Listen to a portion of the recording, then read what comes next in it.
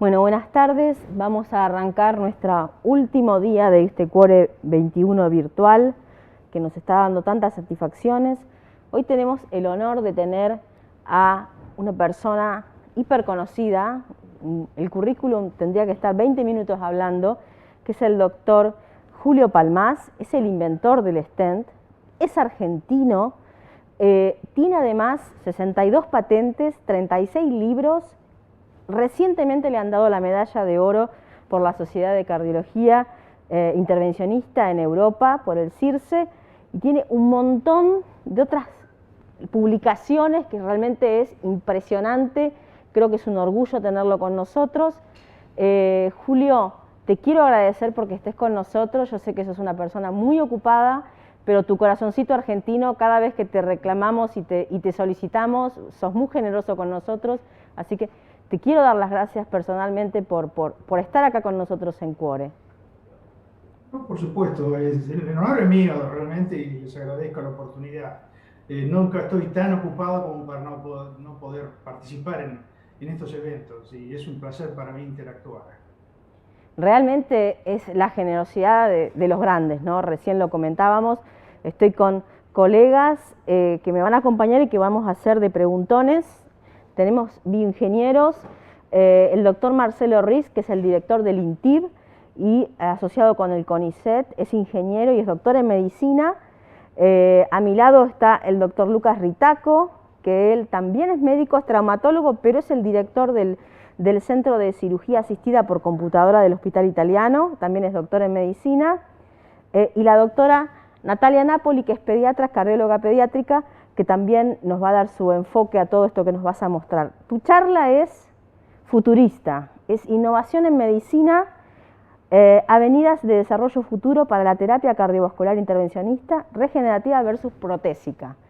Creo que necesitamos después que nos desgloses todo esto porque parece algo de ciencia ficción. Así que vamos a escuchar tu charla y volvemos para hacer las preguntas en un ratito. A la gente le pedimos que haga las preguntas por el chat, que van a ser respondidos con total amabilidad como nos tiene acostumbrado Julio. Ok, soy el doctor Julio Palmás desde Napa, California. Quisiera discutir las avenidas de desarrollo futuro de la terapia cardiovascular. Mi conflicto de intereses potencial es mi consultoría con Bactronics Scientific, una compañía de nanotecnología en el Silicon Valley en California. No voy a hablar de productos de esta compañía en estudios clínicos o aprobados por la FDA. Ok, soy el doctor Julio Palmás desde Napa, California. Quisiera discutir las avenidas de desarrollo futuro de la terapia cardiovascular. Mi conflicto de intereses potencial es mi consultoría con Bactronics Scientific, una compañía de nanotecnología en el Silicon Valley en California. No voy a hablar de productos de esta compañía en estudios clínicos o aprobados por la FDA.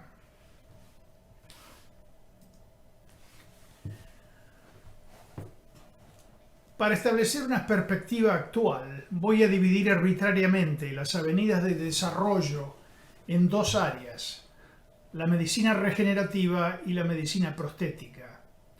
Para clarificar, excluiré trasplantes de órganos y tejidos, por ejemplo, trasplante de corazón y corazón-pulmón, y el uso de componentes de tejido animal en válvulas transluminales en esta comparación.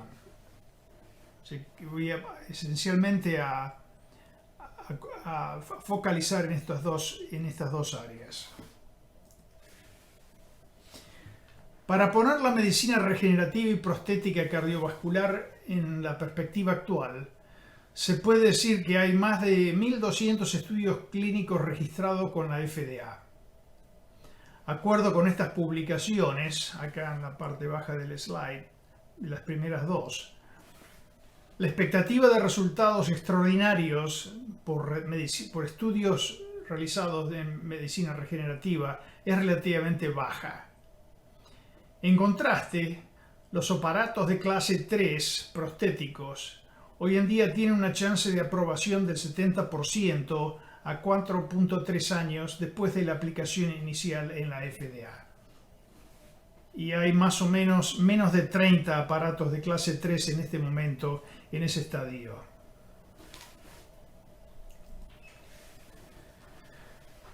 La promoción de la medicina regenerativa a nivel institucional es muy alta, en realidad es sin precedente. En California se han pasado 2 bonos de gobierno por un total de 8.5 billones de dólares para promover la medicina regenerativa.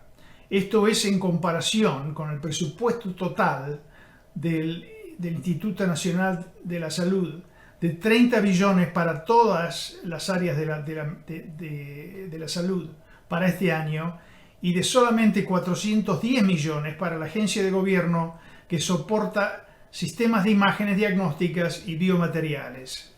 Así que la fracción de soporte de gobierno que va hacia los aparatos cardiovasculares implantables es diminuta.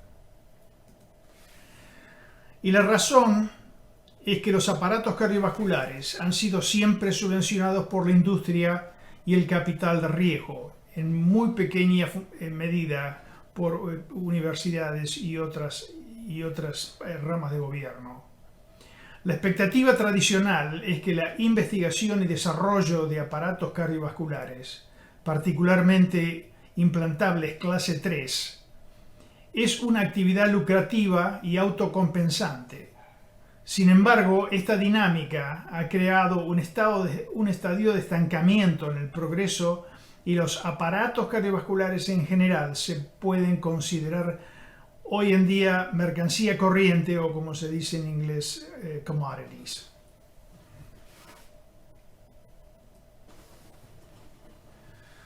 La investigación en medicina regenerativa está ampliamente justificada en enfermedades sin opción terapéutica, en general congénitas en su naturaleza.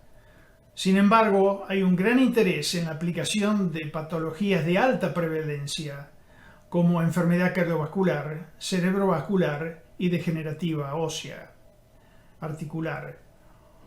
Por los riesgos inherentes en la medicina regenerativa, en las aplicaciones de alta prevalencia, deben ser sometidos a niveles de escrutinio muy altos de lo que se usa en el primer grupo.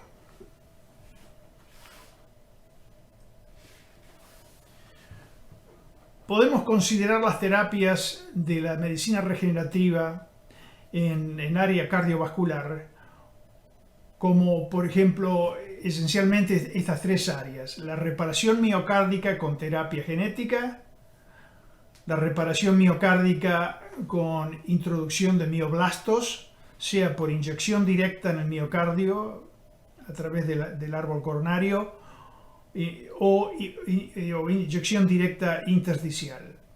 El stent coronario bioabsorbible se puede considerar también una forma de terapia regenerativa basado en los principios en que el stent bioabsorbible fue estudiado y desarrollado.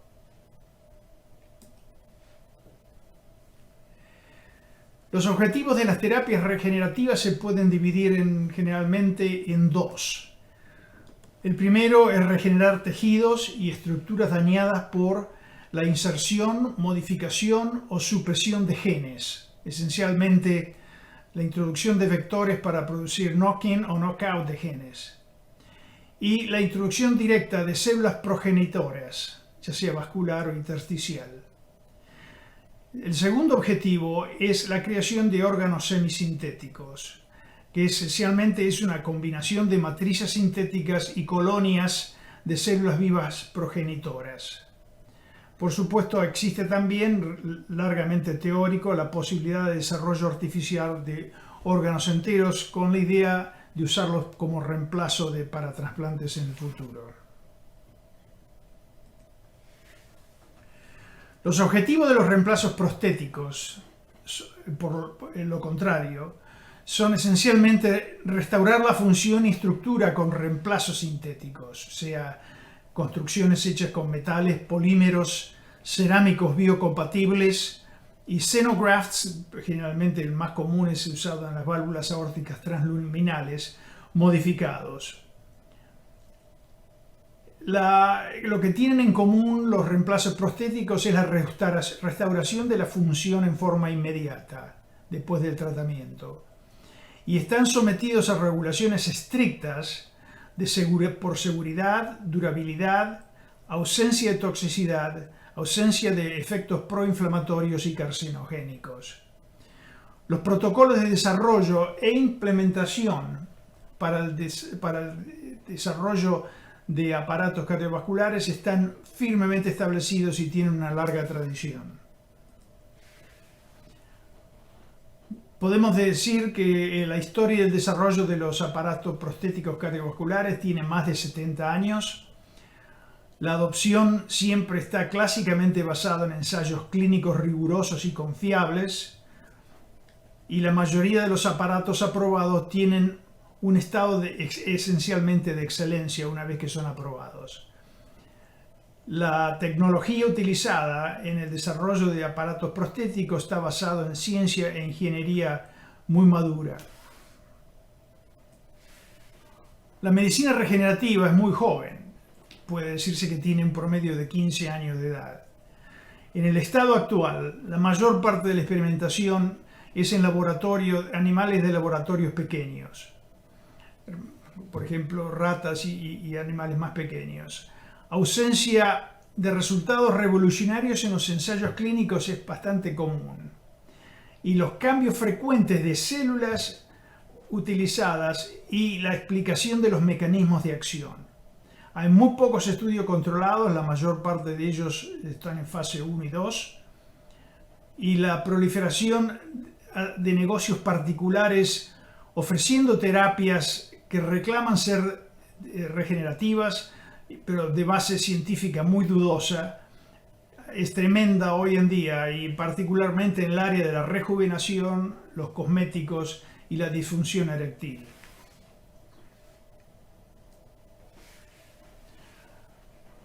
Los resultados actuales del esfuerzo de la medicina regenerativa son, esencialmente, no existen aprobaciones actuales por la FDA con ninguna célula madre. La mayoría del uso corriente de células madres no está regulado porque se considera una derivación de la transfusión de sangre o productos relacionados, incluyendo la transfusión de médula ósea. Y estas son prácticas que tienen muchos años y que habían establecido desde los años 50. Un solo producto está aprobado en el mundo del oeste con células madres, y es el Losficel, que fue desarrollado en Bélgica y ahora está basado en Japón, y está aprobado en Europa para el uso de Crohn's disease.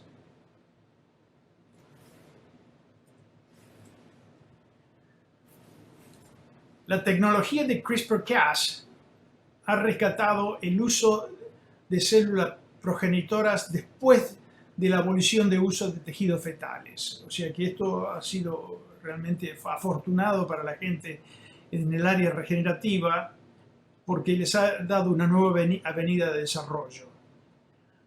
Hoy en día la célula más prometedora es la célula madre mesenquimal, derivada de la médula ósea, tejido adiposo, sangre de cordón umbilical, músculo, pulpa dental y otras células mesenquimales.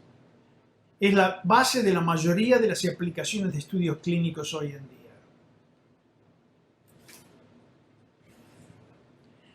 Para sumarizar cuál ha sido el efecto de la medicina regenerativa en el área cardiovascular, vamos a empezar con los ensayos clínicos controlados usando terapia genética cardiovascular.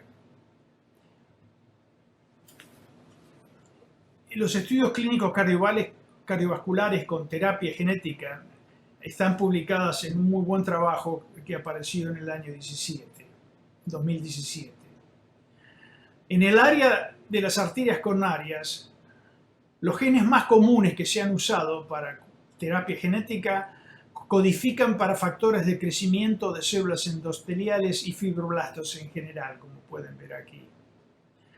En el área de las arterias periféricas, también en general son factores de crecimiento de células endoteliales, fibroblastos y hepáticos. Pero En general, estos estudios en el área coronaria y en el área periférica fallaron en sus estudios, en sus objetivos primarios. En la enfermedad arterial periférica los resultados fueron mixtos y no definitivos, pero en general no hay énfasis corriente en el uso de la terapia genética en el área cardiovascular. La terapia celular tuvo un gran énfasis empezando al principio de los 2000 hasta recientemente. Este muy buen trabajo que se fue publicado en Circulation el año pasado, generalmente indica todos los trabajos que han indicado soporte por la terapia celular y los que están aquí abajo, todos los que han sido críticos de la terapia celular. Fíjense que en los 2 últimos años, en el 18 y en el 19, salieron 9 trabajos sobre el área de terapia celular para regeneración cardíaca y uno solo fue promovedor. Los otros fueron todos críticos, lo que significa que ha habido una tendencia reciente a fallar en el sentido del entusiasmo por perseguir estos objetivos. Como pueden ver, la mayor parte de las células que se han usado son mesenquimales, la mayoría son cariospheres, que es derivado de células mesenquimales, y otras usaron células de médula ósea directamente.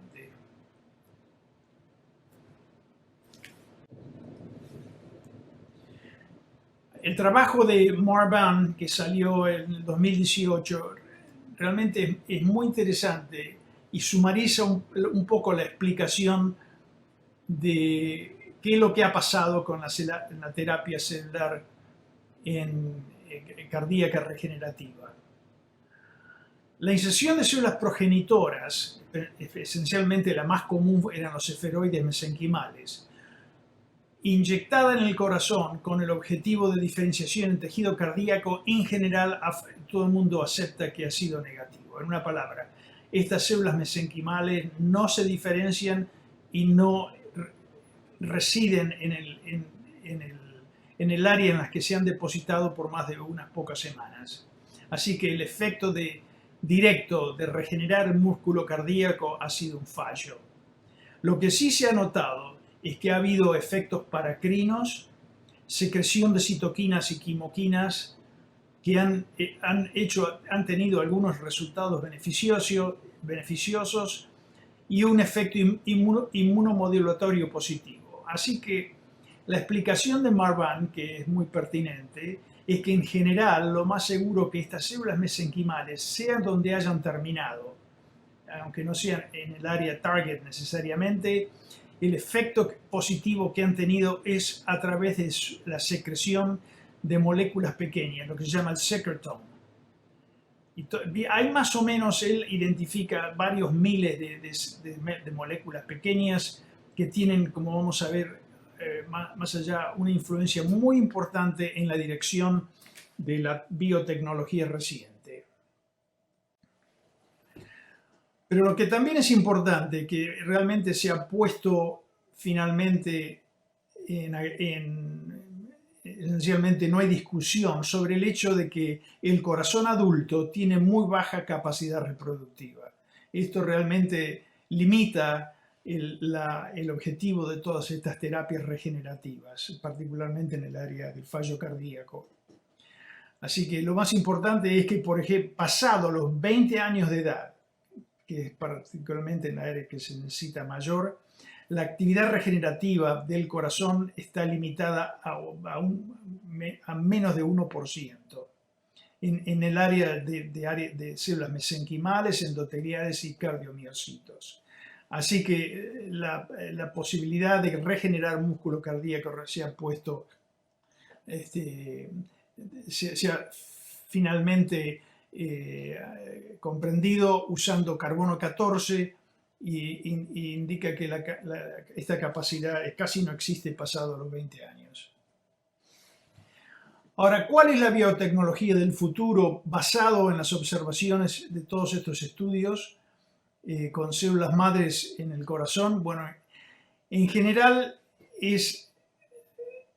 pienso que la avenida de desarrollo más importante va a ser el uso de células madres genéticamente modificadas combinadas con matrices extracelulares prostéticas. En una palabra, poner células en un elemento aislado para que no tengan una acción directa con el organismo y que puedan expresar su función a través de su secretome.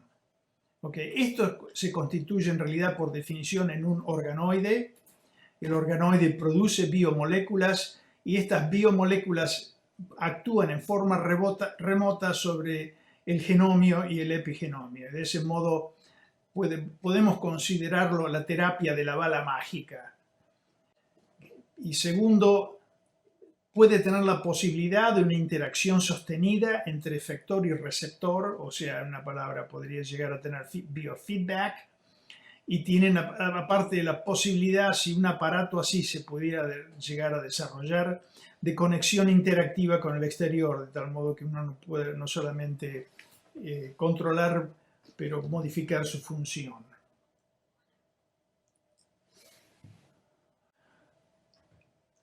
Lo otro importante que está más o menos desarrollado en los últimos meses, o tal vez los últimos años, en biotecnología, es esencialmente cómo funcionan los oligonucleótidos de pequeño tamaño. Okay. Rápidamente para repasar, la hebra sentido del DNA produce a través de la transcripción el mRNA mensajero.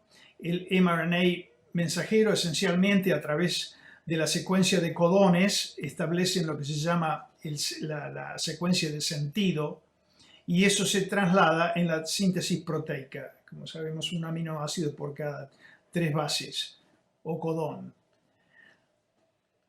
Estos oligonucleotides, que son esencialmente moléculas por definición menores de peso molecular 6000 y generalmente 30 bases o menos, pueden o estimular la síntesis de proteína o inhibirla por su efecto complementario de interferencia. Así que en general hoy en día se ha identificado un factor muy importante en la creación de estas moléculas pequeñas de oligonucleotides, en regular la expresión de genes que tienen influencia directa sobre el crecimiento celular, sobre el desarrollo celular, que tienen interferencia en la transformación maligna, que pueden tener actividad como antivirales y ya se han desarrollado muchas drogas en ese sentido, particularmente contra virus retrovirales como el SIDA, y también pueden ser usados para imágenes para diagnosis. En el área cardiovascular, una biomolécula clásica como ejemplo del poder que puede tener esta tecnología es Olpasiran o AMG 890, que está definida, es un oligonucleotide, pero está definida como Small Interfering RNA. Está producida por Amgen, que compró la compañía Arrowhead, y lo que hace es esencialmente interferir la expresión del gen que produce la lipoproteína A pequeña, así que en la expresión del RNA mensajero para la lipoproteína A pequeña puede estar interferida por un RNA complementario o inhibitorio, y de tal modo interfiere con la producción de lipoproteína. Esta droga es muy prometedora. Con una dosis sola cada 6 meses tiene una represión de la lipoproteína A de hasta 90%, o sea que son terapias poderosas. Así que, ¿cuál puede ser la biotecnología del futuro basado en estas promesas? Así, la implantación del PSM y de las colonias celulares fabricado ex vivo e implantado podría tener la posibilidad, primero, de prevenir el uso de vectores peligrosos. La venida en general del uso de vectores virales yo la considero realmente dudosa y de mucho peligro. Las modificaciones permanentes del genoma en general no es una cosa que tenga sentido desde el punto de vista de la terapia. El riesgo de alteraciones heredables en la línea germinal se tendría que eliminar, y esta posibilidad de esta combinación podría ser positivo. Se eliminarían efectos indeseables como efectos fuera del área del target que uno intenta afectar, la eliminación de la oncogenicidad o inflamaciones inmunológicas severas. Y estos aparatos podrían ser interactivos, removibles, renovables y modulares. En una palabra, se podrían poner varias colonias en un mismo aparato para tener más de un efecto positivo. ¿Cómo podemos hacer una cosa así?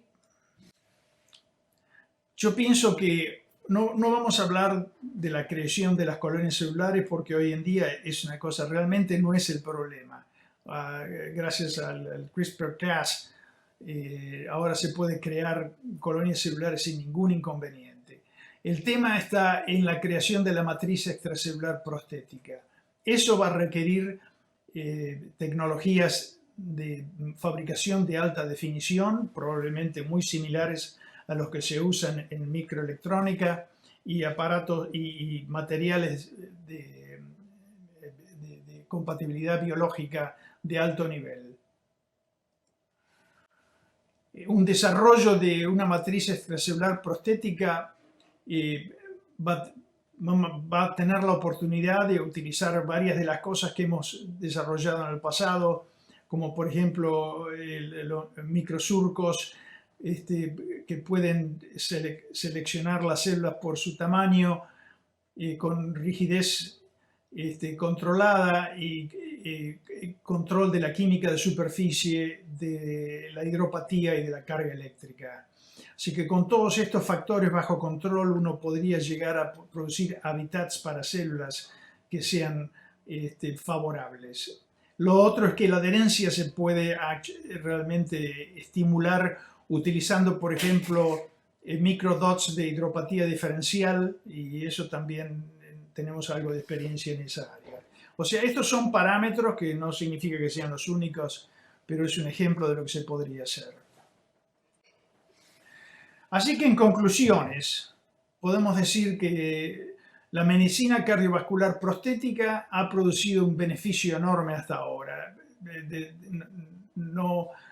No hay duda en la mente particularmente de la gente que está dedicada a la cardiología intervencionista, que el beneficio es sobre la carga de enfermedades cardiovasculares ha sido muy significativo, particularmente considerando el coste social invertido. Esto no le ha costado casi nada de dinero a los que pagan impuestos.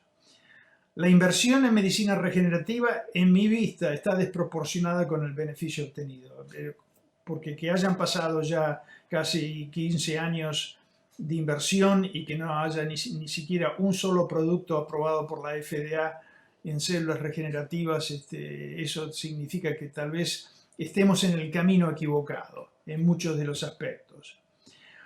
Los riesgos de la ingeniería genética deben ser medidos muy cuidadosamente, particularmente en el área cardiovascular, donde hay tantas opciones. El uso de organoides semisintéticos para la producción de biomoléculas es muy interesante y puede que sea un área de desarrollo futuro enorme, no solamente en biotecnología, sino en la combinación entre prostético y biotecnología.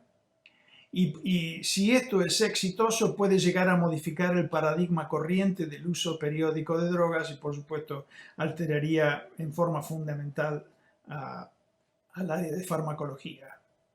Muchas gracias.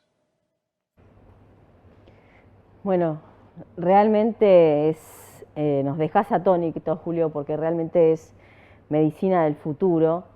Yo quisiera un poco volver a tus inicios, que me tiene muy curiosa, con respecto a que si un inventor nace, un inventor es un curioso que se va desarrollando. ¿Vos cuándo te diste cuenta que tenías esa capacidad de ver cosas antes que el resto de los seres vivos? Siendo médico, hoy no sé si sos más médico o más ingeniero o sos algo en el medio. ¿Cómo uno se da cuenta cuando está ante algo que es un descubrimiento que por ahí te sale fácil, pero que a la larga termina siendo algo realmente muy importante, como fue el primer invento tuyo del stent? Un poco para arrancar, como esa pregunta de inicio. Bueno, por empezar, gracias por la pregunta, es muy pertinente. Uno tiene que adaptarse a las circunstancias. Yo, digamos, en el 2015 dejé de hacer trabajo clínico y me transformé en un físico químico amateur y más recientemente leo mucho sobre genética y sobre biotecnología. Sigo los desarrollos corriente que está viendo en estos días, que es muy dinámico. Y en fin, mantengo mis antenas paradas viendo a dónde van las posibilidades. En este momento hay una actividad tremenda en el área de la biotecnología y yo creo que la revolución que se viene va a ser en el área del cambio de tratamiento, ¿no? Y pienso que con las nuevas moléculas pequeñas e inhibidoras, yo creo que la prevención, en el área de la prevención va a ser fantástica. Para el 2024 va a haber la primera droga aprobada y es el inclisiran, que tiene una acción sobre la proteasa que PCSK9 y va a ser la primera droga que va a ser realmente poderosa para tratar dislipidemias. Así que estamos al borde de un cambio que pienso que va a ser bastante importante en el sentido en la parte de prevención de enfermedad cardiovascular. Buenísimo, estamos acá con los panelistas que me gustaría que puedan hacerte preguntas. No sé si Marcelo Riz, que es ingeniero, es un poco ingeniero y es el director del INTIP acá del hospital con el CONICET. No sé, Marcelo, si tenés alguna pregunta. Sí, por supuesto. Bueno, muchas gracias, doctor Palmás, por su charla, muy inspiradora. Y la pregunta específica que nos gustaría hacerle, que es especialmente dirigida a la gente joven, a nuestros alumnos de ingeniería biomédica, de la carrera de grado y también del doctorado en bioingeniería. ¿Cómo ve usted la posibilidad de inserción de nuestra desde el lado de la tecnología en estos proyectos? ¿Cómo ve la mejor forma de trabajar en conjunto los médicos, los investigadores y distintas especialidades para lograr mejores resultados? Eh, hay un par de cosas. Yo en la parte de desarrollo de cosas nuevas, generalmente uno tiene dos caminos. Uno es el de mejorar lo que ya existe, ah, digamos, para tener eh, generalmente un nivel de impacto bajo, pero de perfeccionamiento alto, y a veces son bastante remunerativas en el sentido de que si va bien, el resultado se ve a corto plazo. La otra es meterse en áreas para hacer disrupciones importantes en los paradigmas corrientes. A mí esa es el área que más me interesa. Y en ese sentido, yo pienso que hoy las posibilidades para alguien joven con bajos recursos para poder hacer algo realmente significativo son muy buenas porque, por ejemplo, toda la tecnología esta de CRISPR-Cas, si uno se quiere meter en el área de las células madres y crear terapias regenerativas, es muy interesante y es realmente, en fin, los costos son realmente bajos. O sea, alguien lo puede hacer en su casa realmente comprando los kits y haciendo sus propios experimentos. Así que en ese sentido no hay problema. Todo está de tener paciencia, por supuesto, porque estas cosas llevan tiempo. Y, por ejemplo, el stent y la válvula transluminal cardíaca llevaron 17 años entre la concepción y la aprobación. Así que son muchos años que hay que trabajar y seguir para adelante. A veces las patentes se agotan en ese tiempo. Una patente de la vida de 20 años en realidad es muy corta considerado el enorme tiempo de desarrollo necesario para un aparato como clase 3 prostético implantable.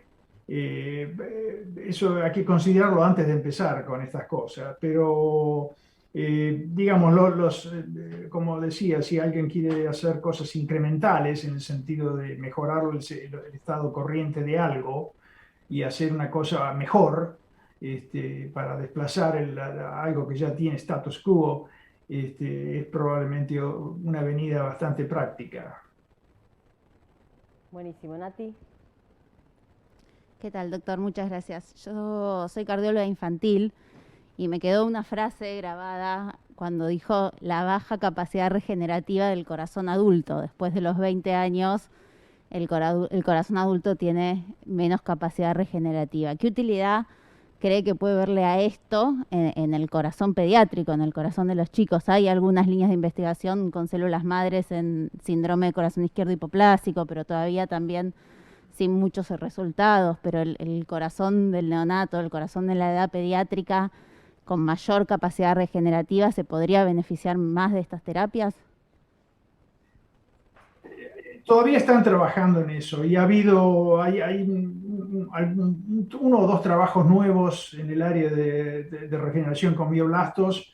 Yo creo que la última palabra no está dicha, o sea, digamos, yo lo único que hago es sumarizar ha pasado en los últimos 15 años con los atentos de terapia regenerativa en el miocardio. Pero eso no significa que esté completamente terminado. Es probable que, en fin, que se puedan desarrollar cosas que nos sorprendan. Estoy de acuerdo, no debe ser abandonado. Que estas son áreas que deben seguir, que se deben seguir persiguiendo.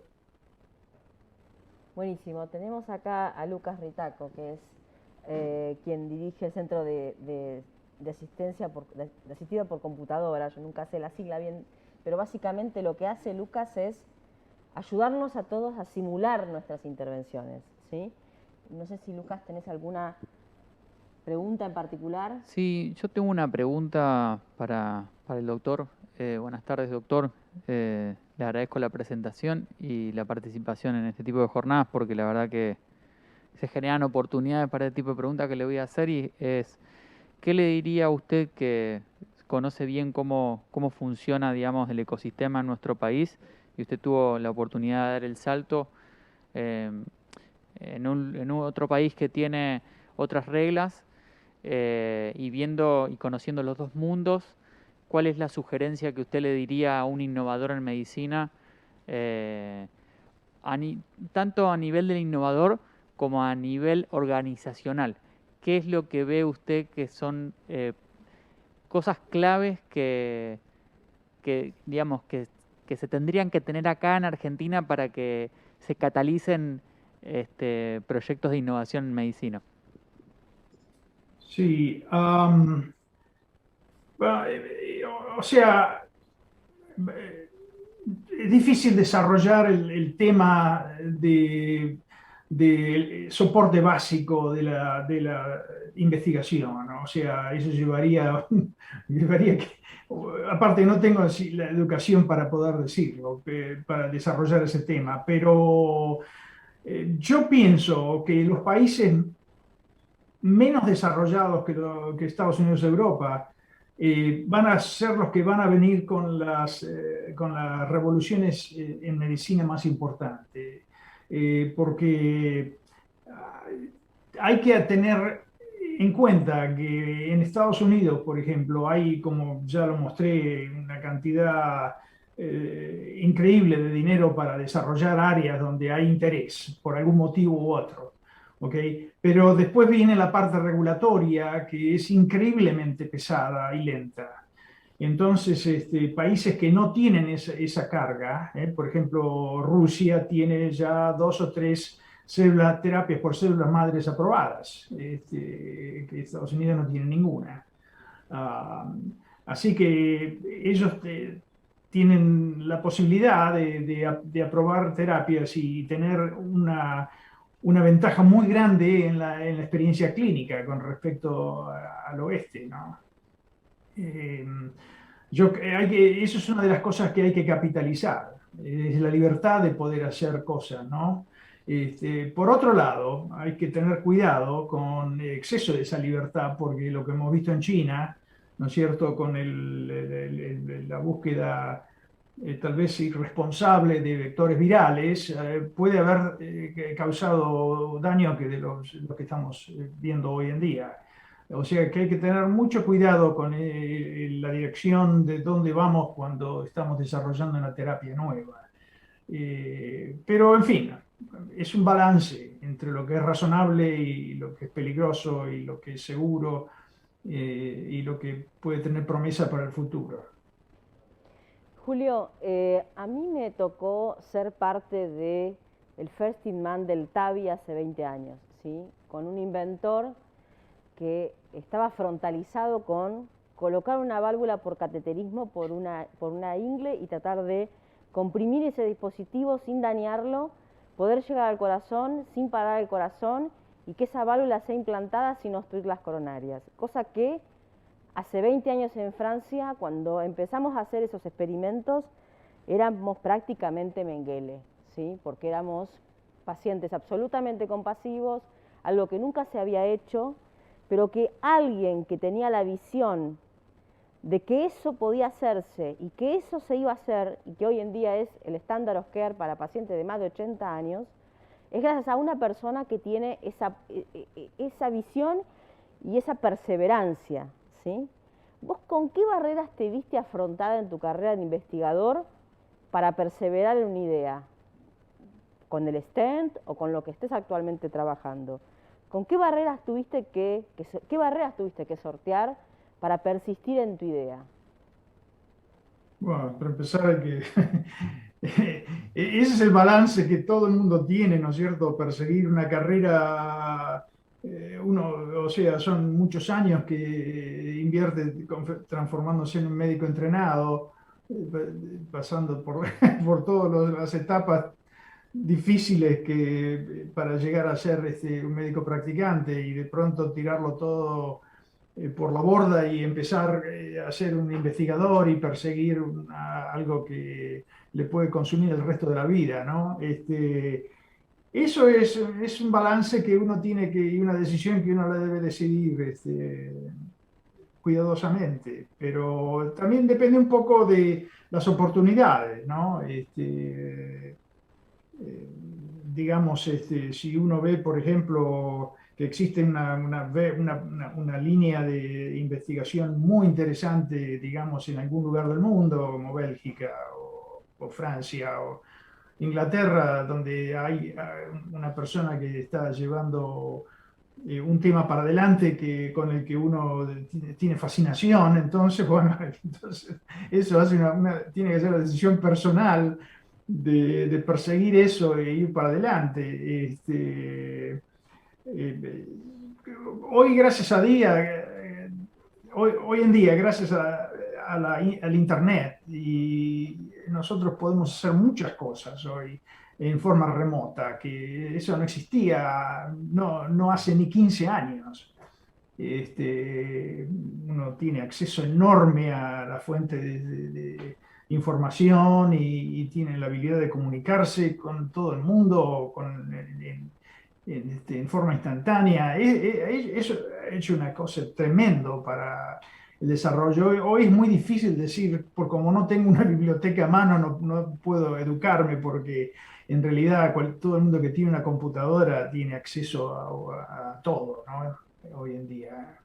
De tal modo que si uno quiere desarrollar un gen nuevo o quiere desarrollar un organoide o quiere hacer eh, cualquier cosa que se le pueda ocurrir, lo puede hacer, lo puede desarrollar aún en forma teórica, llevarlo muy, muy lejos antes de decir, ya no puedo hacer más de lo que he hecho en casa, ¿no? O lo que he hecho en mi oficina. La computadora y el acceso al Internet y a la cultura universal es increíble. O sea, así que, digamos, eso esencialmente crear un estado de ánimo, un estado mental, una actitud acerca de qué es lo que quiere desarrollar uno, ¿no?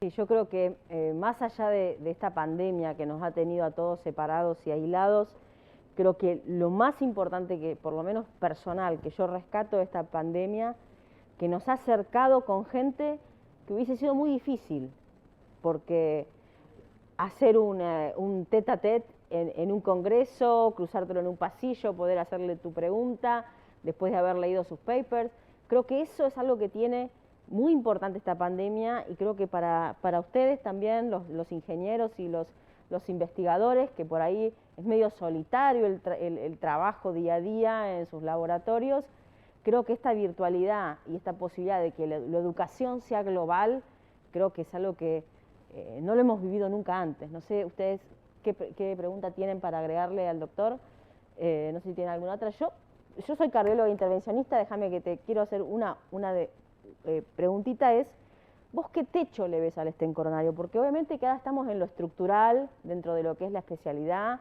en poner válvulas, en poner dispositivos. ¿Qué techo le ves a tu invento? ¿Qué techo le ves al stent coronario? Ya hicimos todo, son reabsorbibles, le pusimos droga, le pusimos polímero. ¿Hay algo más para hacer con los stent coronarios? Bueno, o sea, como expliqué antes, digamos, en el área de los desarrollos incrementales, en una palabra, tratar de mejorar lo que ya está ahí, es muy difícil, porque las compañías en general que están haciendo ya dinero con estos aparatos tienen esa base cubierta, ¿no? En una palabra, ya tienen todos los elementos como para hacer esas mejorías de corto plazo, ¿no? Digamos, pequeños detalles que pueden hacer que este producto A se transforme en la siguiente generación. Esa parte, por empezar, a mí no me interesa. Es bastante aburrido todo eso. Ver cuál es el último modelo de una válvula aórtica porque tiene una pequeña modificación, para mí es sumamente aburrido. A mí me interesa ver los pasos grandes, los que pueden tener un cambio fundamental en los siguientes 20, 30, 40 años. Esa es el área en la que yo puedo ser más útil, que es tratar de ver, anticipar cuáles son las oportunidades, las grandes oportunidades del futuro, ¿no? Porque en realidad la otra parte de la renovación de la tecnología es, como le digo, no me interesa, y me estoy un poquito, ¿cómo puedo decir? Turned off. A ver, estoy switched off. A mí no me interesa ni pensar en eso. Sí, una de las preguntas que quisiera hacerle es qué piensa acerca de lo que es la bioimpresión de tejidos y qué lugar ocupa en esto que acaba de decir, de proyectarnos de acá a 10, 15 años con respecto a este tema. Usted dice con las técnicas de 3D. Sí, impresión impresoras con... que mezclan matriz, que imprimen matriz extracelular con varias, digamos, Claro, este, no, yo creo que no, eso no es el camino, porque la resolución es muy pobre. Los impresores, aún los de alta definición, tienen definiciones en el área de los micrones, ¿no? Uno tiene que pensar en receptores celulares, en nanotecnología, en cosas, tiene que pensar 3 órdenes de magnitud más pequeño. Así que no, pienso que la creación de tejidos usando impresores por 3D, no lo veo como una posibilidad. No lo veo como una posibilidad. Nati.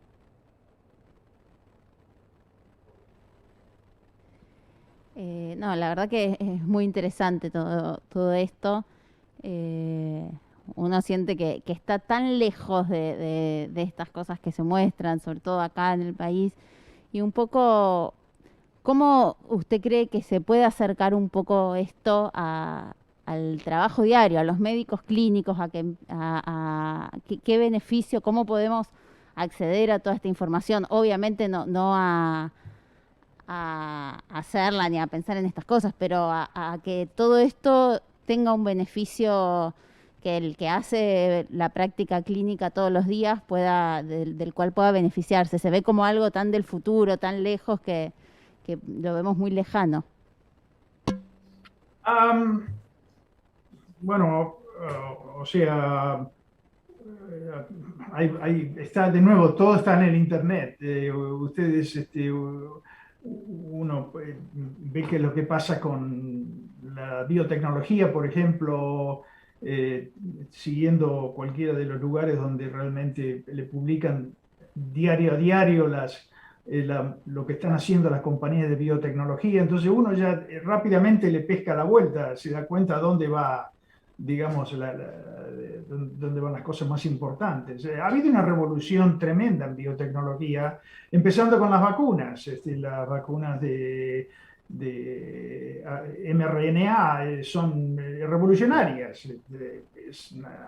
Es una muestra de algo que se desarrolló y lo hemos recibido todos nosotros sin casi tener la oportunidad de pensar de qué es lo que estábamos haciendo. O sea, todas estas, la revolución de moléculas pequeñas es algo que está expuesta, fácilmente uno la puede seguir, leer qué es lo que está pasando y buscar, digamos, de ese modo la oportunidad de contribuir de un modo significativo. Eh, Hablando un poco de cosas que pueden ser interesantes para el futuro, pienso que es lo que yo mencionaba en mi charla, los organoides con células vivas y, digamos, estimular esas células para que segreguen biomoléculas beneficiosas que influencien el genomio y el epigenomio, pero se puede hacer de otro modo, se puede buscar directamente aparatos en los que uno tenga la oportunidad de hacerlos liberar moléculas pequeñas, moléculas de peso molecular alrededor de 500, en el orden de los microgramos, y uno puede tener una influencia poderosa de ese modo